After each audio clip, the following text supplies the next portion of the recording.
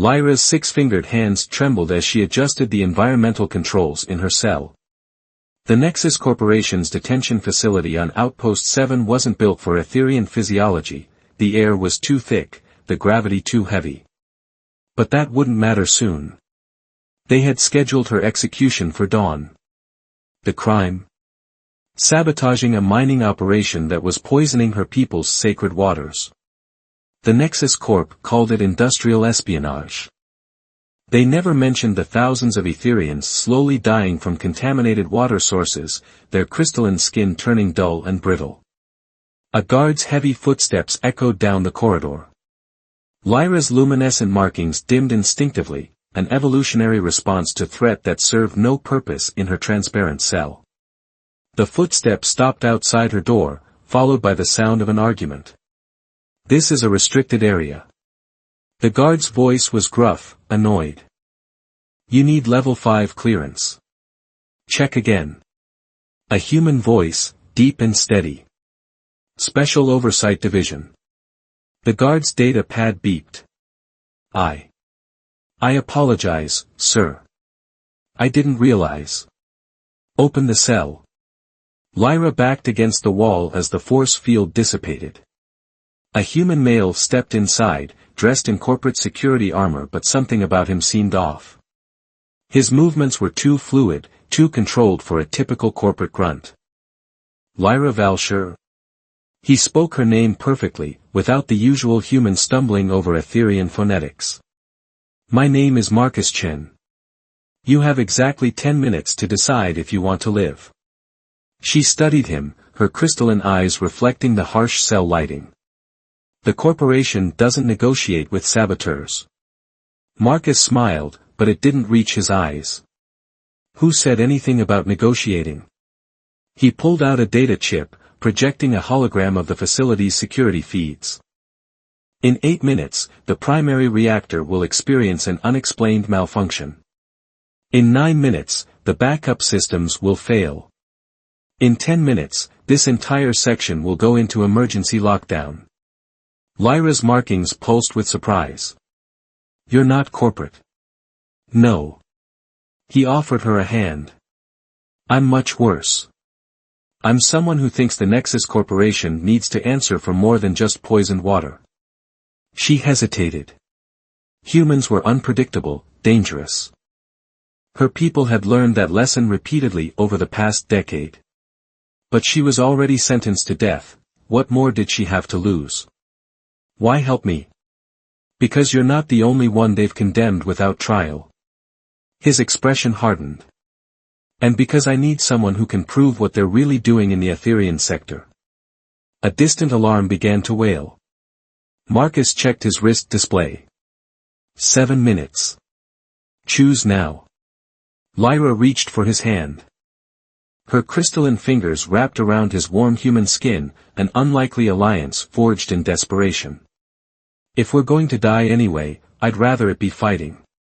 They moved through the facility like shadows, Marcus's security credentials clearing their path. But Lyra noticed how he avoided the main corridors, how his hand never strayed far from his weapon. This was no improvised rescue, he had planned this, perhaps for weeks. The reactor alarm shifted pitch, becoming more urgent. Guards rushed past their hiding spot, heading toward the engineering section. Nobody noticed the human and the Etherean slipping through maintenance tunnels, climbing through service ducts designed for repair drones. "The docking bay is 2 levels up," Marcus whispered as they paused at an intersection. "My ship." An explosion rocked the facility, throwing them against the wall. Emergency lights flashed red, casting strange shadows through the smoke now filling the corridor. That wasn't supposed to happen. Marcus pulled her to her feet. "Someone else is making a move." The water wasn't the only secret they were keeping here, was it? Lyra's markings pulsed with understanding. "What aren't you telling me?" Before he could answer, heavy security doors began slamming shut throughout the facility. The lockdown was starting early. Marcus cursed in 3 different languages, none of them human. New plan. He pulled out a small device, attaching it to the wall. How good are you at free-falling? Lyra's markings flashed with alarm. We're 6 stories up. 5 now. He triggered the device. A section of the outer wall exploded outward, letting in the howling winds of Outpost 7's eternal storm. And I've got a ship with really good timing. A sleek vessel rose into view outside the breach, its boarding ramp extended. The gap between them and safety looked impossibly wide, the winds threatening to tear them apart if they tried to jump. Trust me, Marcus said, extending his hand again. Lyra looked back at the approaching guards, at the facility that had been her prison, at the human who offered impossible hope.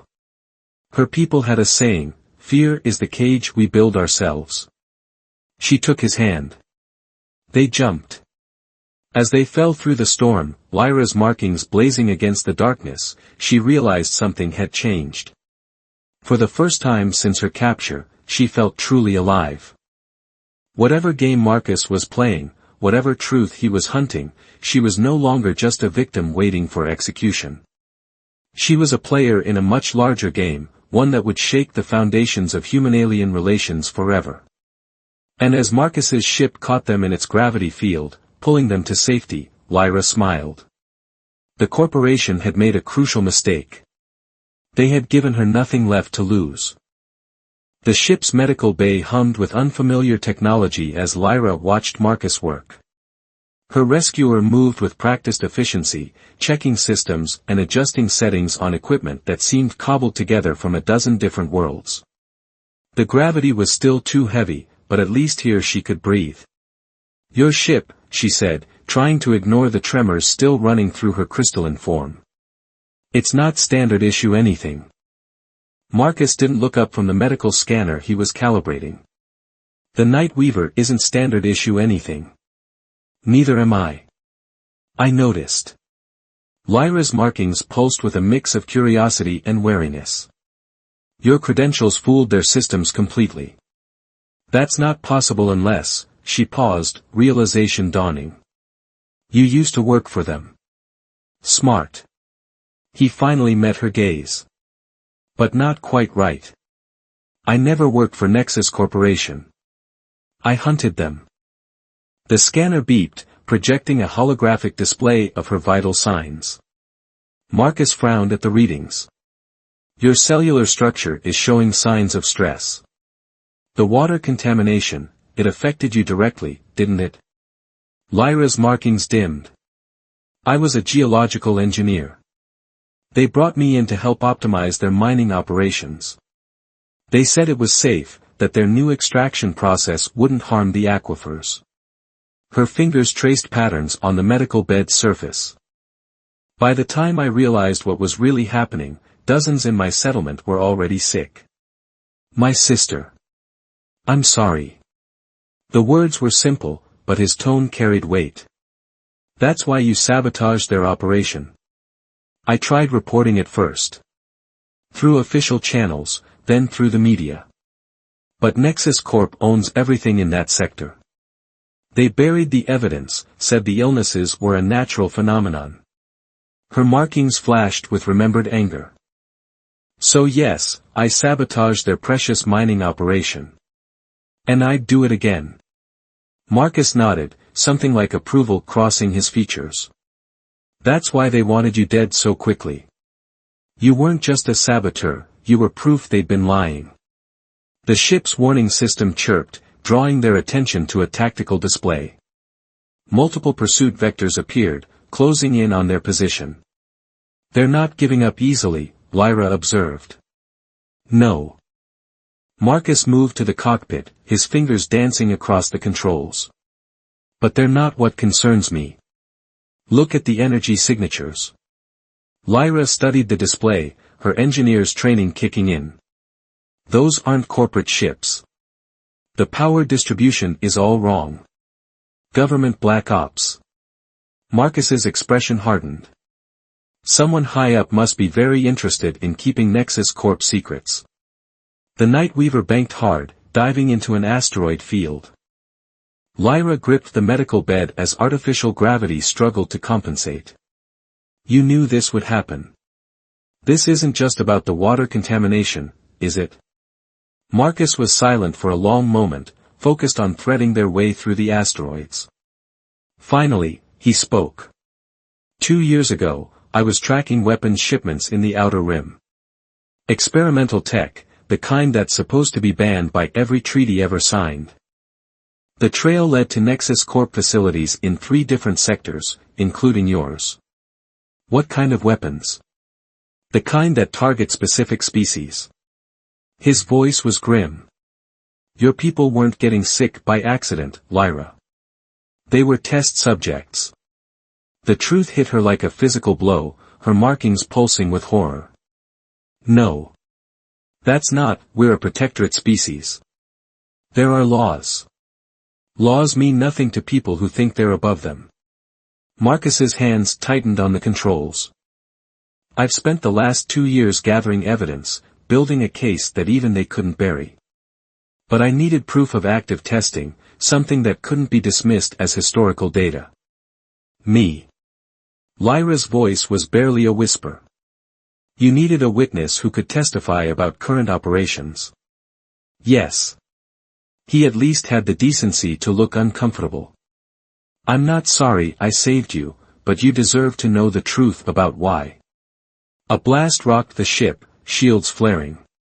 The pursuit had caught up. Marcus swore, executing a series of evasive maneuvers that sent them deeper into the asteroid field. We need to lose them in the Meridian Nebula, he said.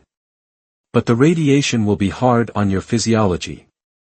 Lyra moved to the co-pilot's seat, her markings steady now with purpose. My people are dying.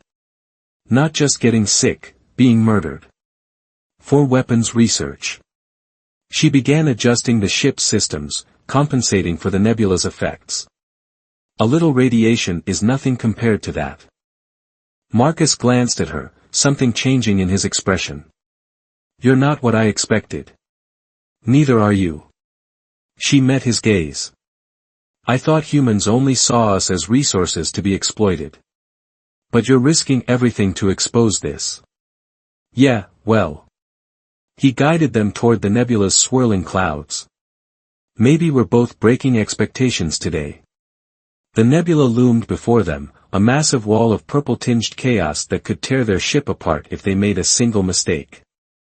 Behind them, the Black Ops vessels were closing in, their weapons charging for another salvo. Last chance to back out, Marcus said. Once we go in, there's no guarantee we're coming out. Lyra's markings pulsed with determination. They killed my sister. They're killing my people. And they thought they could execute me to keep it quiet. Her fingers moved across the controls, preparing the ship's systems. I want them to know what it feels like to be hunted. Marcus smiled, and this time it reached his eyes. Welcome to the crew. The Night Weaver plunged into the nebula's embrace, vanishing into its violent beauty. Behind them, their pursuers hesitated at the boundary, unwilling to follow where only the desperate would dare to fly. But desperation, Lyra was learning, could be a powerful ally. And in the darkness between stars, an unlikely partnership was forming, one that would shake the foundations of an empire built on secrets and suffering. The Meridian Nebula's radiation cast an eerie glow through the Night Weaver's viewports, turning the ship's interior into a maze of shifting shadows. Lyra sat cross-legged on the floor of the cargo hold, surrounded by data crystals and holographic displays. Her markings provided additional light, pulsing softly as she sifted through the evidence Marcus had gathered. This goes beyond weapons testing, she said, her voice tight. They're not just targeting my people. Look at these mortality rates across different sectors. Marcus leaned against a storage container, his expression grim. Each spike corresponds to a Nexus Corp mining operation. Different species, same pattern. They move in, set up their facilities, and within months the indigenous population starts showing mysterious symptoms.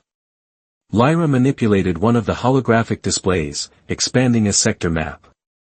But why? The resources they're mining aren't worth the risk of discovery. Even with their influence, if this got out. Unless the mining is just a cover. Marcus moved closer, pointing to a series of coordinates.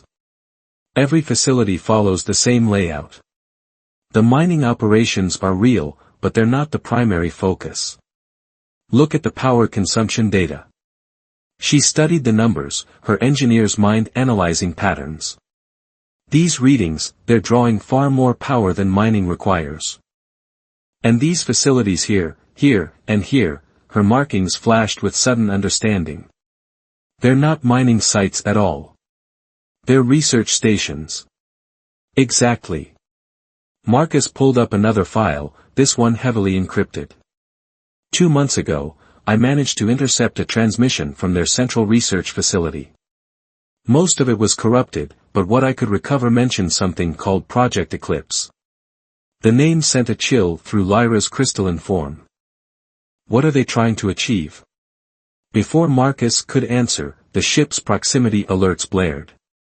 He was moving before the sound faded, Lyra right behind him as they raced to the cockpit.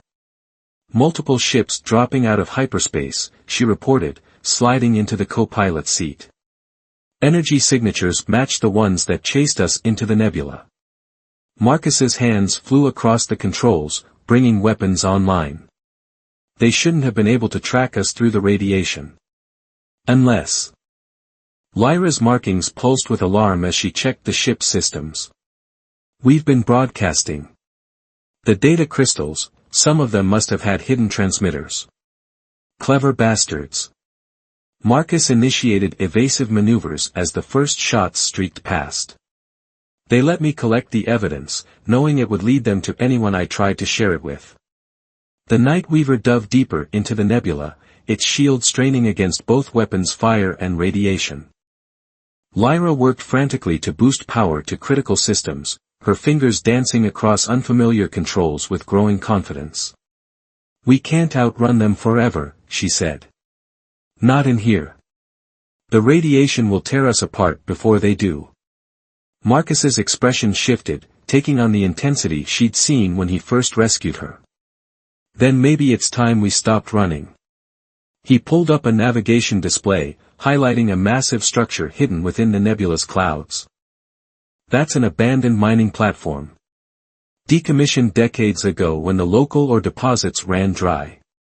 Lyra studied the readouts. The radiation would have corrupted its systems years ago. True. A grim smile crossed his face.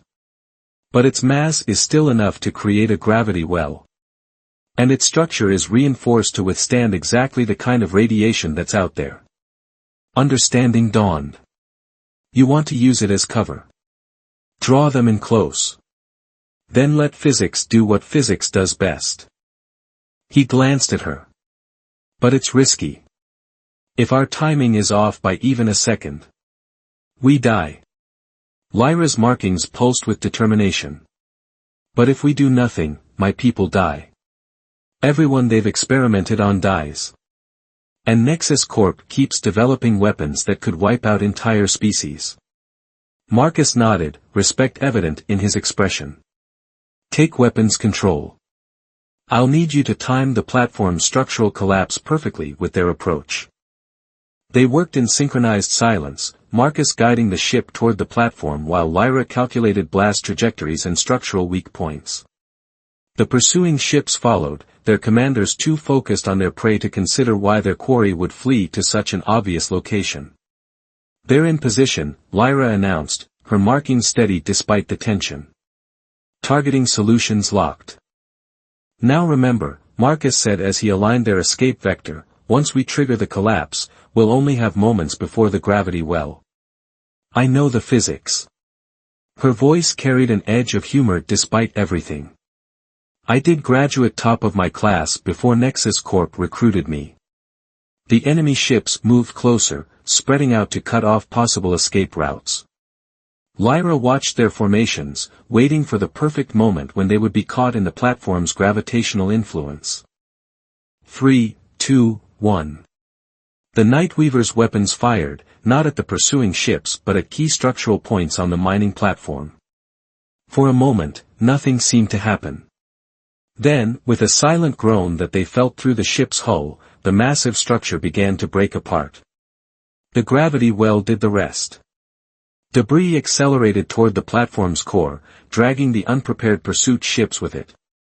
Their engines flared as they tried to break free, but the combination of gravity and radiation made escape impossible. Marcus pushed the Nightweaver's engines to their limit, using the chaos to mask their escape. Behind them, the platform collapsed entirely, taking their pursuers with it in a spectacular implosion. When they were finally clear, Lyra let out a breath she hadn't realized she'd been holding. That was either brilliant or insane. In my experience, the best plans are usually both. Marcus began powering down combat systems. But we're not done. Those ships were just the beginning. Once Nexus Corp realizes we survived, they'll come at us with everything they have. Lyra's markings pulsed with grim acceptance. Good. Marcus raised an eyebrow. Good. Yes. She pulled up the data they'd been analyzing earlier. Because now we know we're on the right track. Project Eclipse, the weapons testing, the research stations, it's all connected. And somewhere out there is a piece of evidence they can't bury or deny. And that evidence is worth killing for, Marcus added. Exactly. Lyra's markings glowed with fierce intensity. So let's make them chase us. Because every move they make, every resource they commit to hunting us down, is one more thread we can pull to unravel their whole operation. Marcus smiled, and there was something dangerous in it. I think I'm starting to like the way you think. The Nightweaver turned toward deep space, its systems humming with renewed purpose. They had survived the first real test of their partnership, but both knew it was only the beginning. Somewhere ahead lay answers, justice, and quite possibly their deaths. But for now, they were alive. And they had a plan. The abandoned space station Helios hung in the darkness like a broken promise, its once pristine rings now scarred by decades of asteroid impacts and solar storms. Marcus guided the Nightweaver through a maze of debris, approaching a hidden docking port that didn't appear on any official charts. You're sure your contact is still here? Lyra asked, her markings dimmed to minimize their visibility through the viewports. Kira survived worse than Nexus Corp's cleanup crews. Marcus initiated docking procedures, his movements precise despite the station's deteriorating gravitational field. If anyone knows the truth about Project Eclipse, it's her. The docking clamps engaged with a shudder that ran through the entire ship. Lyra checked her environment suit seals one final time. After 3 weeks of running, following leads and dodging corporate hunters, they were finally close to answers. She couldn't afford a mistake now. Remember, Marcus said as they prepared to board the station, Kira's paranoid for good reason. No sudden movements, no unauthorized scans, and whatever you do, don't mention. The station's emergency lights flared to life, bathing the docking tunnel in harsh red. Alarm klaxons screamed through ancient speakers. We're too late, Lyra's markings pulsed with urgency. They found her first. Marcus drew his weapon, motioning for Lyra to stay close. Maybe not. This could be her standard welcome protocol. They moved through the station's corridors, passing signs of recent conflict. Blast marks scarred the walls, and the air was thick with the acrid smell of weapons fire. Lyra's engineers noticed something else, specific panels removed, data cores extracted. Someone was looking for information, she whispered. And they knew exactly where to find it. A noise echoed from ahead, metal striking metal, followed by labored breathing. Marcus raised his hand, signaling a halt, then peered around a corner. His tension visibly eased. Kira, he called out. Don't shoot. It's Marcus. Prove it. The voice was female, strained but sharp. Tell me what you said the last time we met. I said your coffee was worse than Centaurian engine fuel. Marcus stepped into view, hands raised. And you threw a wrench at my head. A figure emerged from the shadows, a woman with cybernetic augmentations visible along her left side, her dark skin marked with iridescent tech tattoos that pulsed with data streams. She held a modified pulse rifle with unwavering precision. "You're late," she said, lowering the weapon. "They hit the station 6 hours ago. Professional team, military-grade equipment. They knew what they were looking for. But they didn't find it," Marcus said. It wasn't a question. Kira's tech tattoos flickered with what might have been amusement. "Of course not. I don't keep anything important where it can be found." Her augmented eye focused on Lyra. "This your Etherean witness?" Lyra stepped forward, her markings steady. "I have a name. Everyone has a name. Not everyone earns the right to use it." Kira turned back to Marcus. "The data you sent ahead, the weapons testing protocols, the mortality rates. It confirms what I've suspected for years. Project Eclipse isn't about weapons development. It's about terraforming." The word hung in the air like a death sentence. Lyra's markings flashed with shock. "That's impossible. The energy requirements alone would be astronomical," Kira finished. "Unless you found a way to use existing biological systems to catalyze the process." She pulled a data crystal from a hidden compartment in her arm. "They're not testing weapons on indigenous populations. They're using them as seed crystals for planetary transformation." Marcus took the crystal, his expression darkening.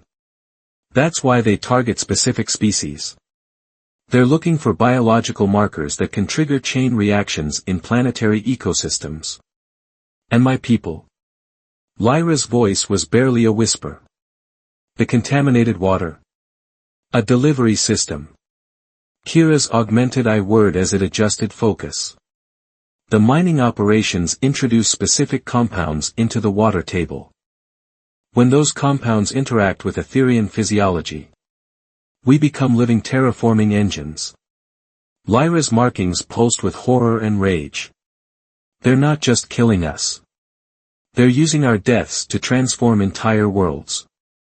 Before anyone could respond, the station's sensors screamed a new warning. Kira's tech tattoos flared with incoming data. "Multiple ships dropping out of hyperspace," she reported. "Nexus Corp signatures, but different. These aren't corporate security. These are Black Division." Marcus was already moving. "They're elite hunters. They don't leave witnesses." "The central hub has a quantum transmitter," Kira said, gathering portable equipment. "Military grade, completely untraceable. If we can upload the evidence to the Galactic Council's secure channels." The station rocked with the first impacts. Lyra stumbled, catching herself against a wall. "They're not trying to board. They're going to destroy the entire station." "Smart move." Kira's voice was grim. "Can't leave evidence if everything's atomized." They ran through deteriorating corridors, the station structure groaning under the assault. Marcus took point, while Kira covered their rear, her augmentations providing constant tactical updates.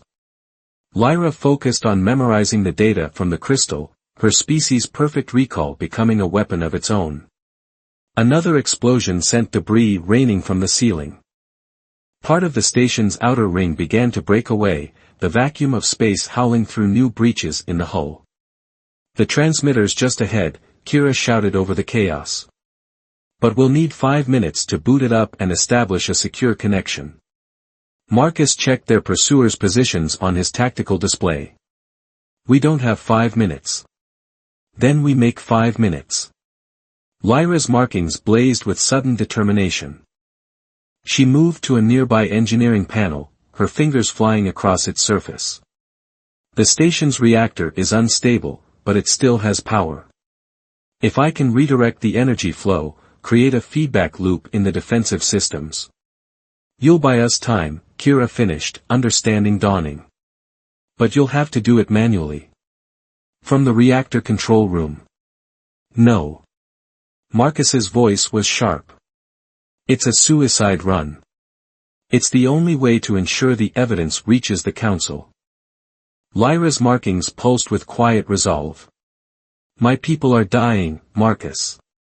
Being used as tools for something monstrous. If my death can stop that, then it won't be for nothing.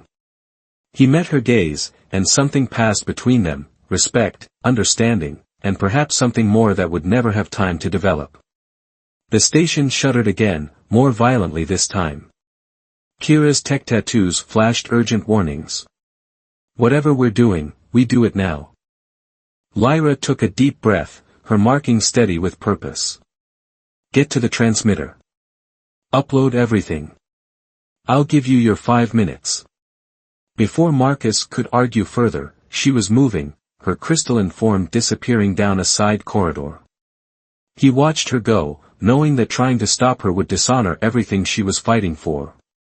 Come on, Kira urged, pulling him toward the transmitter room. Make her sacrifice mean something. The station trembled around them, but this time it was different, controlled pulses of energy redirected through systems that hadn't been active in decades. Somewhere in the reactor room, an Etherian engineer was using her people's gift for understanding patterns to turn a dying station into one final act of defiance. And in that moment, as Marcus and Kira raced to expose a truth that would shake the foundations of corporate power, they knew that Lyra's legacy would be more than just another name on Nexus Corp's list of victims. She would be the spark that lit the fire of revolution. The quantum transmitter hummed to life as Marcus and Kira worked frantically to establish the connection.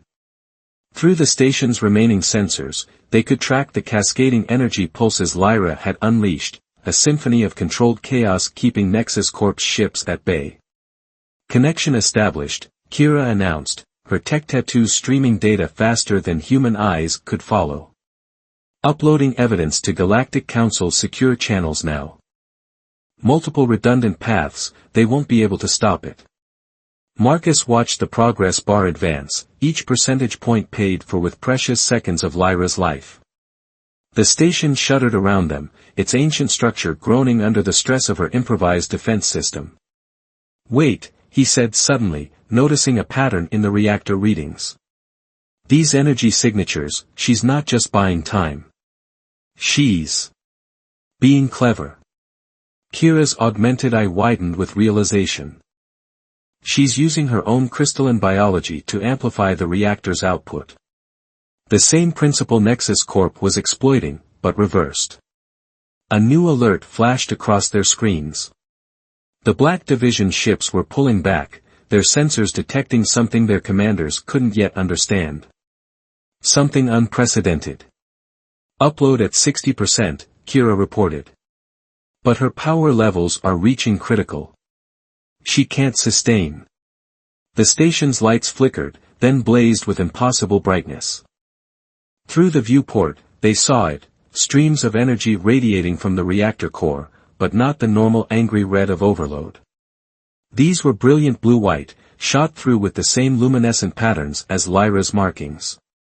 She's not just amplifying the power. Marcus's voice was thick with emotion. She's transforming it. Using her own biological markers to change its fundamental nature. 70% uploaded. Kira's fingers flew across the controls. The council is acknowledging receipt. They're seeing everything, the weapons testing, Project Eclipse, all of it. The Black Division ships fired again, but their weapons' fire dissipated harmlessly against the transformed energy fields surrounding the station. More than harmlessly, each blast seemed to make the field stronger, as if Lyra had found a way to turn their own power against them.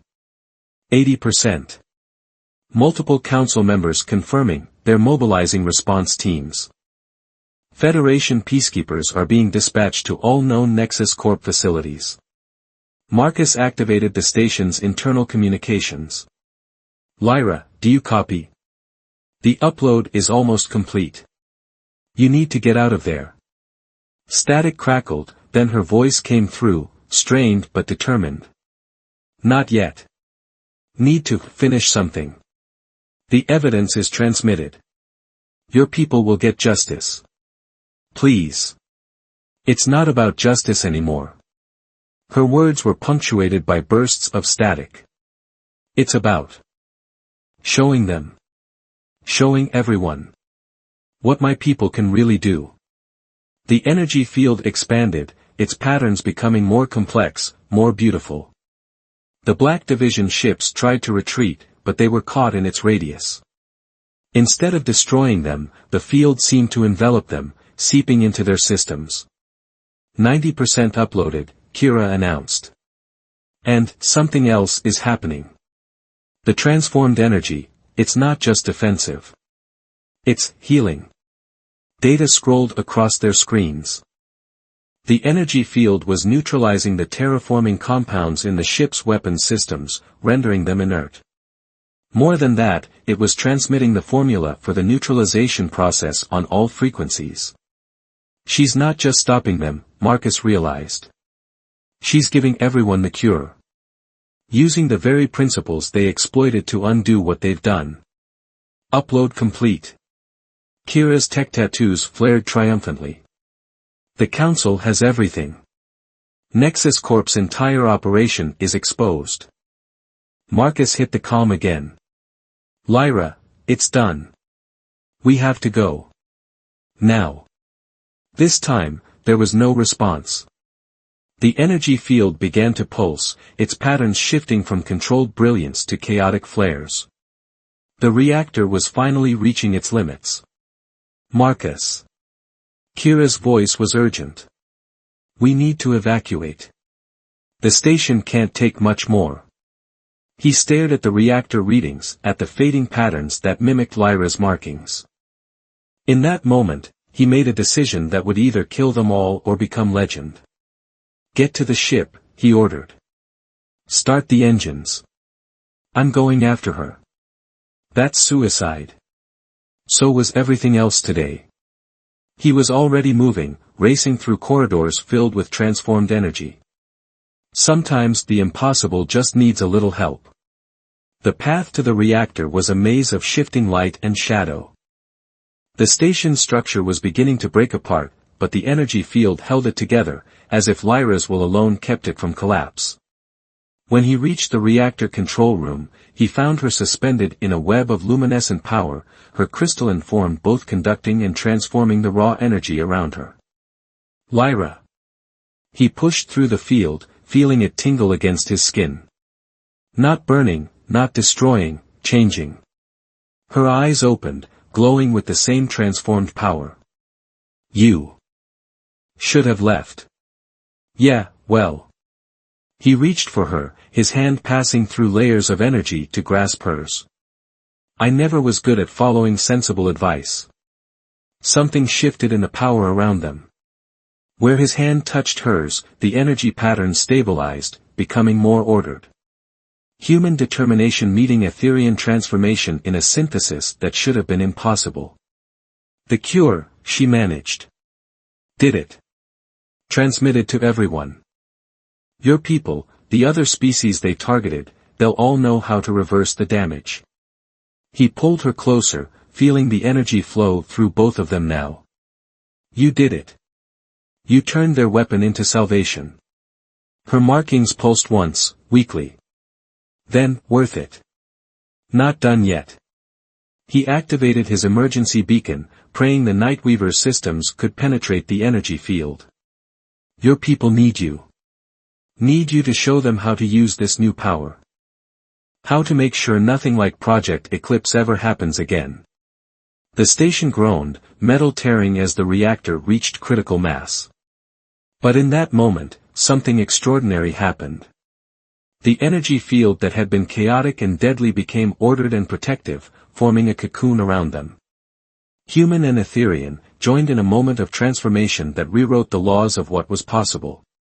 The Nightweaver's tractor beam found them just as the station began its final collapse. They were pulled through disintegrating corridors, through spaces where physics itself seemed to bend around the miracle Lyra had created. When they reached the ship, Kira was already plotting an escape vector. As they pulled away from the dying station, the Black Division ships retreated into hyperspace, their weapons systems transformed, their purpose defeated. Behind them, the energy field dispersed into space, not dissipating, but spreading, carrying its message of transformation to every corner of the galaxy. In the Nightweaver's medical bay, Lyra's markings slowly returned to their normal luminescence. She was weak, changed by what she had done, but alive. And in her survival lay the seeds of a new future, one where the powers that had been used to harm could be turned toward healing. "Why did you come back?" she asked Marcus later, as they watched the Galactic Council's peacekeepers arrive to begin dismantling Nexus Corp's empire. He smiled, touching the place where the transformed energy had left its mark on both of them. "Because sometimes the most human thing we can do is prove the impossible wrong."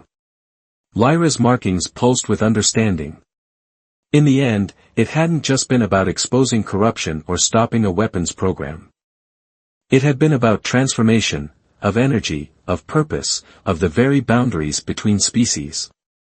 And in that transformation lay hope for a future where differences became strengths, and the impossible became merely the next challenge to overcome. The Nightweaver turned toward open space, carrying its crew of unlikely heroes toward that future. Behind them, the evidence of Project Eclipse raced through secure channels, justice finally catching up to those who had thought themselves above it. And in the darkness between stars, new patterns of light began to emerge, human and Etherean, merged into something that had never existed before. Something that would change everything.